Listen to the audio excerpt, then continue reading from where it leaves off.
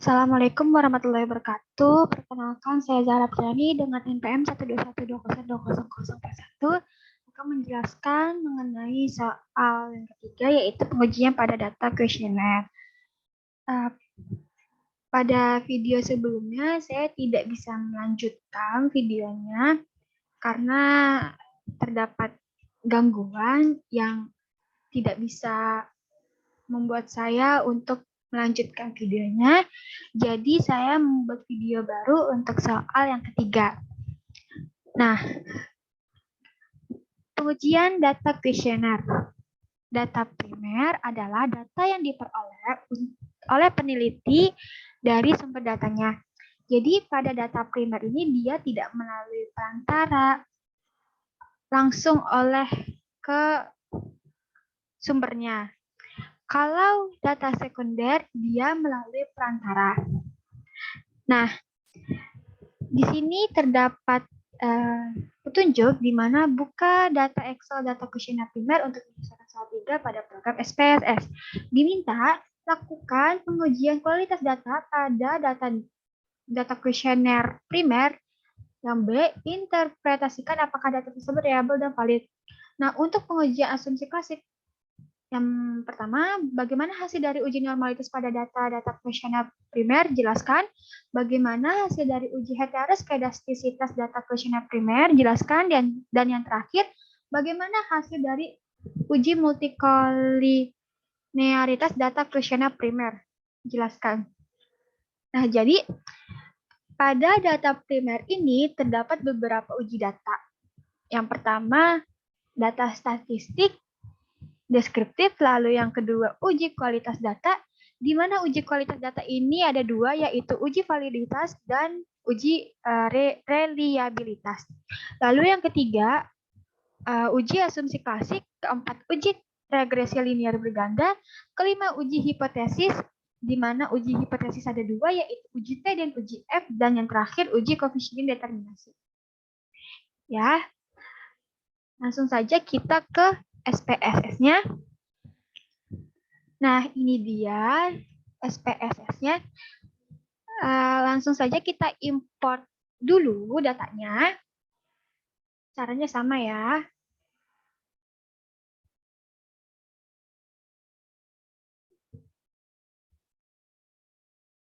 Kita ubah dulu menjadi Excel. Lalu kita cari datanya.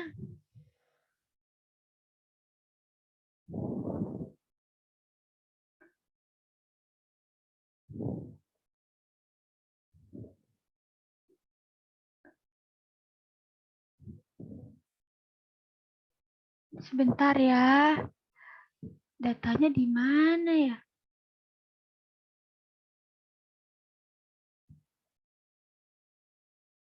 Oh, ini ternyata. Nah, kita klik open.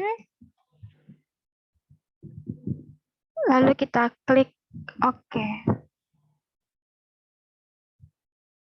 Nah, di sini terdapat name, gender, kelas B01 sampai B06, di mana B itu adalah variabel kemandirian belajar, di mana di sini terdapat 6 item atau 6 pertanyaan.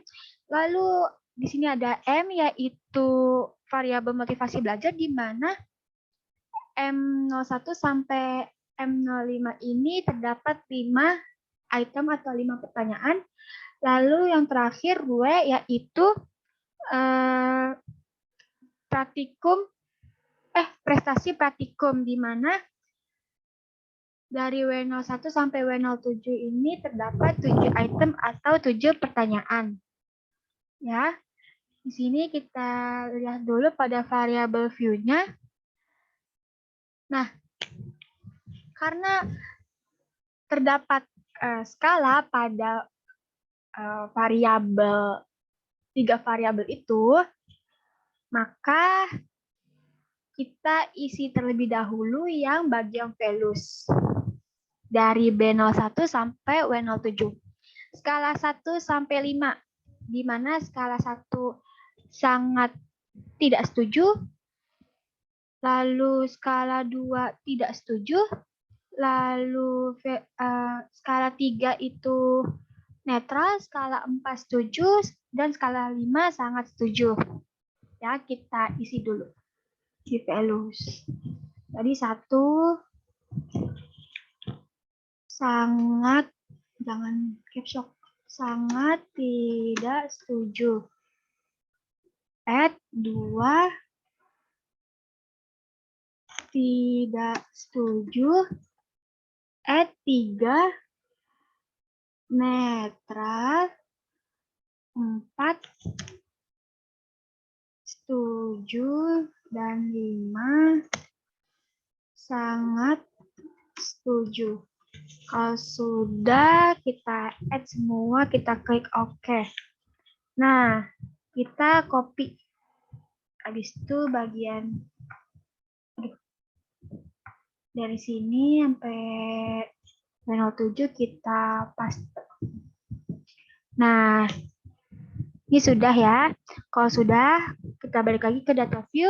Langsung saja yang pertama kita mencari yang namanya statistik deskriptif dulu ya. Caranya adalah pertama kita ke analyze.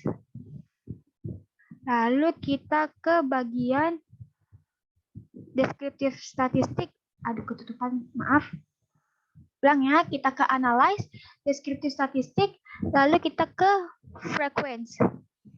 Lalu pindahkan semua variabel ini ke sini, kecuali yang name ya. Lalu kalau sudah, kita klikkan statistik, centang median, mean, modus, sum, standar, deviasi, varians. Seperti varians tidak, minimum, dan maksimum. Oke, varians iya deh.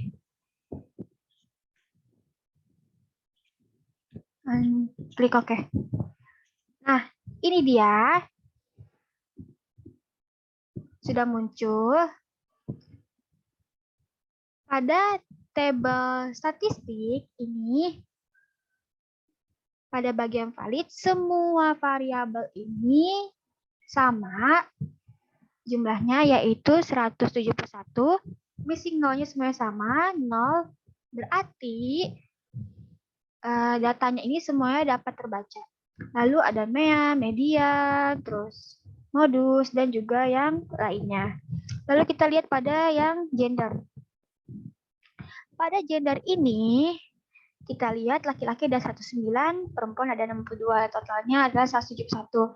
Persennya 63,7 pada laki-laki, perempuan 36,3, totalnya 100,0.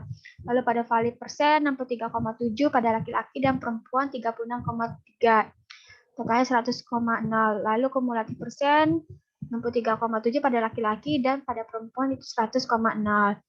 Lanjut pada B01, itu pada nilai frekuensi sangat tidak setuju itu ada 4 nilainya, tidak setuju 16, netral 44, setuju 70, sangat setuju 37, totalnya adalah 171. Lalu pada kelas, tabel kelas ini data akuntansi A frekuensi 64, akuntansi B 71, akuntansi C 36, totalnya 171. Ya. Lanjut kita ke M01. Pada M01 nilai frekuensi sangat tidak setuju 11, tidak setuju 35, netral 55, setuju 58, sangat setuju 12, totalnya 171. Begitupun seterusnya ya sampai ke bawah, sama seperti tadi ya bacanya. Oke. Selanjutnya kita akan ke uji kualitas data. Ya. Kita ke uji kualitas data. Uji kualitas data merupakan uji yang disyaratkan dalam penelitian dengan instrumen kuesioner. Tujuannya adalah untuk mengetahui apakah instrumen yang digunakan valid dan reliable. Sebab kebenaran data yang diolah sangat menentukan kualitas hasil penelitiannya. Pada uji kualitas data ini, utamanya adalah datanya valid dan reliable. Ya. Nah, di sini ada dua uji data pada uji kualitas data, yaitu uji validitas dan uji reliable. Uji validitas yaitu di mana datanya ini pada uji validitas ini utamanya adalah datanya valid. Sedangkan kalau uji reliabilitas itu di mana utamanya adalah datanya ini reliable. Ya, kita lihat pada uji validitas nilainya itu dengan melihat nilai correction item total correlation, jika lebih dari 0,3 maka item pertanyaan tersebut valid pada tabel item total correlation. Ya, lalu pada uji reliabilitas kita lihat pada nilai Cronbach alpha, jika nilainya itu lebih dari 0,6 maka pada tabel reliability statistik ini reliable datanya. Ya, langsung saja kita ke SPSS-nya. Di sini sudah ada ya. Kita menggunakan data yang tadi. Ya, data ini sudah ada. Langsung saja. Oh ya, sebelum kita lanjut ke uji validitas dan variabel, kita ke bagian variabel view dulu. Ya. Kita lihat dulu. Ternyata tidak ada perubahan ya, masih sama saja. Oke, kalau sudah kita ke data view lagi. Kalau sudah kita mencari total B, total M, dan total W terlebih dahulu. Caranya adalah dengan klik transform, klik compute variable. Nah, pada target variable kita masukkan total underscore B. Ini B-nya harus huruf besar ya. Lalu pada numeric expression kita masukkan B01 ditambah B02 dan seterusnya sampai B06. B02 tambah B03 ditambah B04 ditambah B05 tambah B06. Kalau sudah kita klik OK. Nah, kita cek dulu ya apakah datanya ini ada apa tidak. Nah, ternyata ada ya total B. Kita langsung saja lanjut ke bagian M dan W. Caranya sama. Tinggal kita ubah saja. Lalu kita masukkan. M dulu ya, tidak boleh EW dulu. M01 ditambah M02 ditambah sampai M05 ya.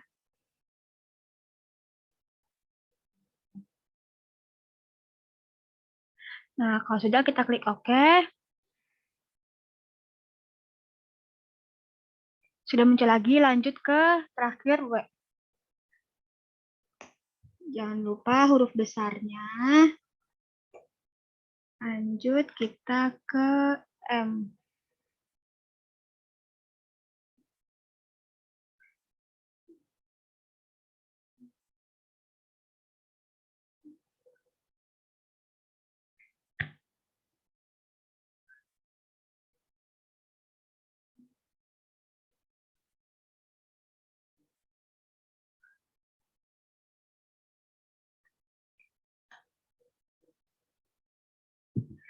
Kalau sudah kita klik OK.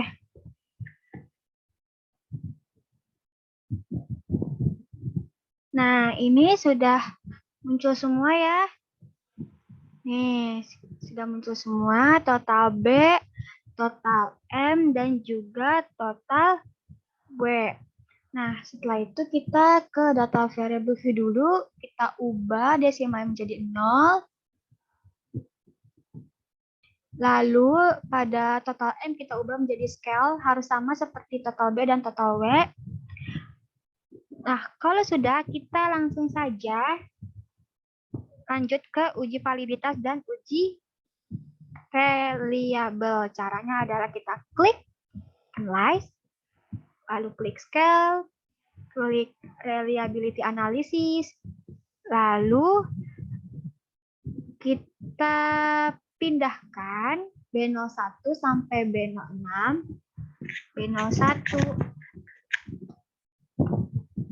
B02, B03, B04, B05, B06. Kalau sudah, kita klik statistik dulu, centang yang scale if item delete. Kalau sudah, klik continue dan klik OK. Ya, ini sudah muncul ya. Lanjut kita ke bagian M dan W. Sama seperti tadi, klik analyze, klik scale, klik reliability. Lanjut kita ini dulu, Ctrl A dulu. Ini. Lalu kita pindahkan. M1, M02, M03, M04, M05. Kalau sudah, kita ke statistik dulu, kita cek apakah sudah centang. Nah, ternyata sudah centang ya, scale if item delete-nya. Kalau sudah, klik continue dan klik OK. Nah, ini sudah muncul juga. Lanjut yang terakhir, W. Caranya sama, analyze, scale, reliability analysis. Lalu kita Ctrl A dulu, kita pindahkan ke sebelumnya, baru kita pindahkan yang W ke itemnya.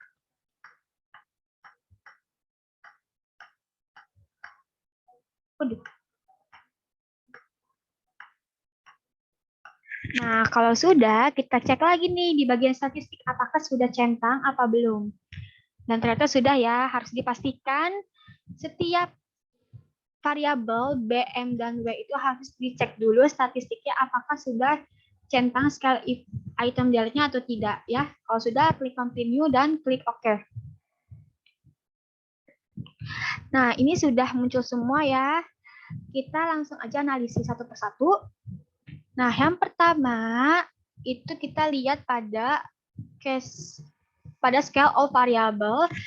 Pada table case processing summary itu pada valid itu jumlah datanya itu 171 ya.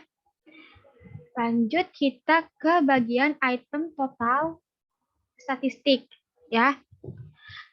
Pada uji validitas ini kita lihat pada correction item total correlation. Ya, apakah 6 item ini pada variabel B atau kemandirian belajar itu nilainya di bawah 0,3 atau di atas 0,3. Ya. Apabila nilainya di atas 0,3, maka semua datanya ini valid. Namun apabila datanya kurang dari 0,3, maka 6 item ini datanya tidak valid. Nah, ternyata pada correction item total correlation ini, 6 item ini nilainya di atas 0,3 semua. Yang berarti 6 item ini semuanya datanya valid. Ya. Lanjut kita ke bagian yang reliability statistik. Ya. Pada reliability statistik ini nilainya kita lihat pada Cron Batch Alpha. Ya. Di mana apabila nilainya itu di atas 0,6 berarti datanya reliable.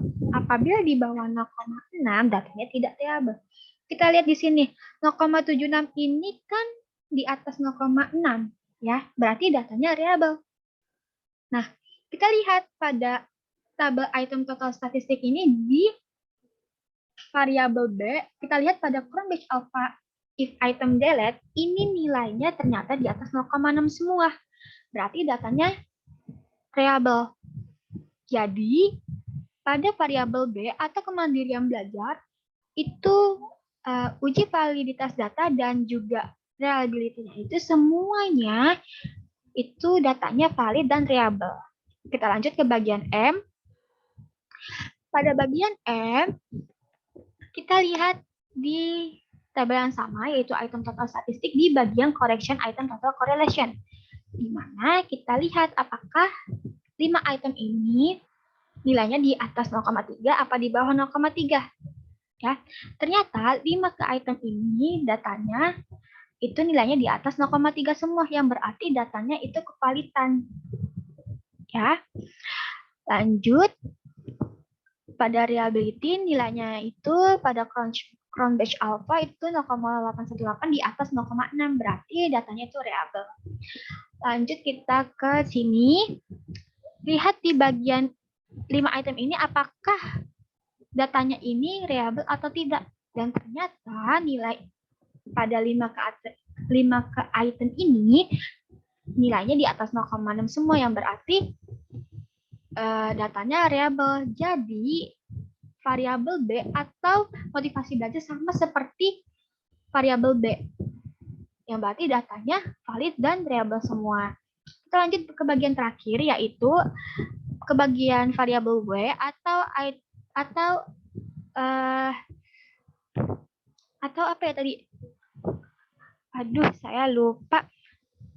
Prestasi praktikum, di mana kita lihat pada tabel yang sama, yaitu item total statistik, lihat di correction item total correlation. Apakah 7 item ini nilainya di atas 0,3 semua atau tidak?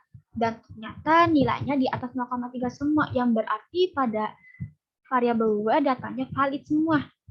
Lanjut kita ke bagian sini, pada nilai Cronbach alpha ternyata nilainya itu di atas 0,6, yang berarti reliable.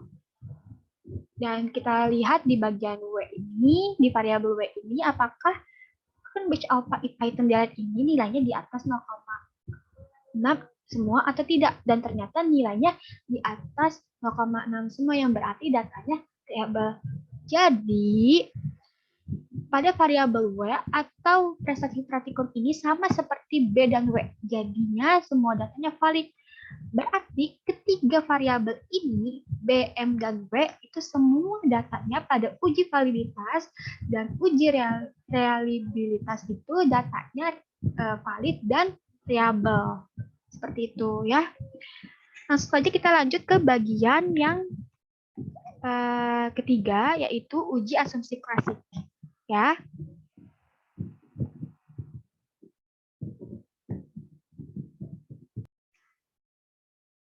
Lanjut kita ke uji asumsi klasik, di mana uji asumsi klasik ini dilakukan terhadap model regresi yang digunakan untuk baik atau tidaknya model regresi. Nah, pada uji asumsi klasik ini terdapat uji normalitas, uji multikolonialitas, dan uji heteroskedastisitas. Ya. Yang pertama kita akan membahas mengenai uji normalitas. Uji normalitas ini bertujuan untuk menguji apakah dalam model regresi variabel pengganggu atau residual memiliki distribusi normal atau tidak. Lalu yang kedua, uji multikolonialitas. Itu bertujuan untuk menguji apakah pada model regresi ditemukan adanya korelasi antar variabel bebas atau independen.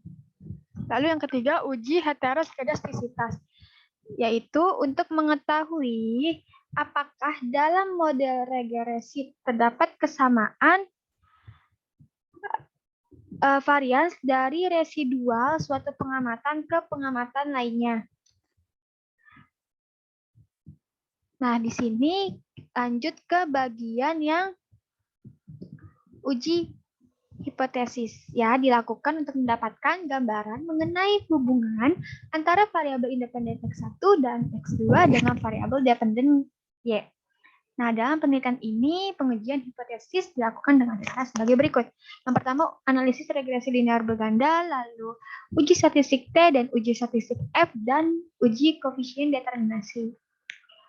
Lalu ada uji regresi linear berganda, yaitu karena banyaknya faktor yang dipengaruhi lebih dari satu variabel yang dapat digunakan untuk mengetahui pengaruh dari beberapa variabel bebas atau independen terhadap variabel tidak bebas atau dependen. Nah, pada pengujian ini lihat pada table coefficients pada kolom unstandardized coefficient pada kolom B. Lanjut kita ke bagian uji statistik F, yaitu menunjukkan apakah semua variabel independen yang dimasukkan dalam model mempunyai pengaruh secara simultan atau bersamaan terhadap variabel dependen. Nah, kita lihat pada pedoman uji F ini, jika nilai signifikannya kurang dari 0,05, maka model penelitian ini dapat digunakan. Dan jika nilai signifikannya lebih dari 0,05, maka model penelitian ini tidak dapat digunakan. Lihat pada tabel ANOVA pada kolom nilai signifikan. Lanjut kita ke uji statistik T, di mana menunjukkan seberapa jauh pengaruh satu variabel penjelas atau independen secara individual dalam menerangkan variasi-variasi variabel dependen. Nah, uji signifikan T ini digunakan untuk mengetahui pengaruh secara parsial variabel independen terhadap variabel dependen. Nah, kita lihat pedoman ini pada uji T. Lihat pada hasil output SPSS, jika nilai signifikannya kurang dari 0,05, maka variabel bebas berpengaruh signifikan terhadap variabel yang terkait. Lalu jika nilai signifikannya lebih dari 0,05, maka variabel bebas tidak berpengaruh signifikan terhadap variabel terkait. Nah, pada uji T ini, lihat pada table coefficients pada kolom pada kolom nilai signifikan. Lalu yang terakhir uji koefisien determinasi, yaitu untuk mengetahui apakah seberapa jauh kemampuan model dalam menerangkan variasi variabel dependen. Nah, lihat pada tabel model sumari pada kolom R2 atau R2. Ya. Langsung saja kita ke SPSS-nya. Di sini kita menggunakan data yang sama, ya, data yang sama seperti sebelumnya. Langsung saja kita klik Analyze, lalu kita klik yang bagian Regression, lalu kita klik yang bagian Linear. Nah, di sini kita masukkan yang total B ke independen dan juga M, lalu total W ke bagian dependen. Ya, kalau sudah kita klik statistik, lalu centang yang bagian collinearity diagnostic, lalu klik continue. Selanjutnya kita klik yang plots. Kita pindahkan yang spreadsheet ini ke X. Lalu yang spread kita pindahkan ke Y. Ya. Lalu kalau sudah kita klik continue. Oke. Kalau sepertinya ada kesalahan terbalik ya, harusnya spread ini kita ke X, spreadsheet ke Y.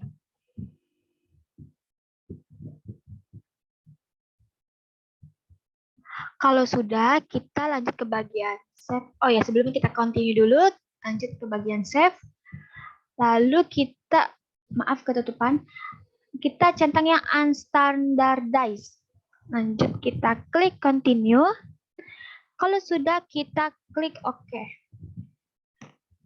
Nah, ini sudah muncul. Lanjut lagi, kita klik analyze. Lalu kita klik yang non-parametric test, lalu yang legacy dialogs, dan kita klik yang one sample KS. Di sini kita pindahkan yang bagian unstandardized ke test variable list. Ya, kalau sudah kita oke dulu.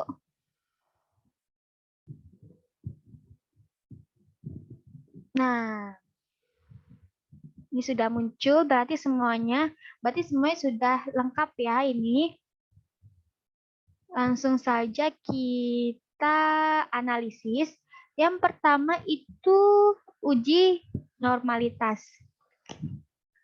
Pada uji normalitas ini kita lihat di bagian tabel yang one sample Kolmogorov-Smirnov test.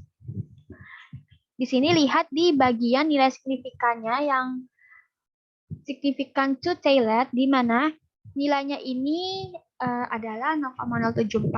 Di mana 0,074 ini di atas 0,5. Berarti pada uji normalitas ini dia datanya normal. Lanjut ke bagian selanjutnya yaitu uji multikolonialitas. Kita lihat pada bagian tabel yang coefficients. Nah, ini dia. Coefficients yang collinearity statistik pada bagian tolerance dan VIF.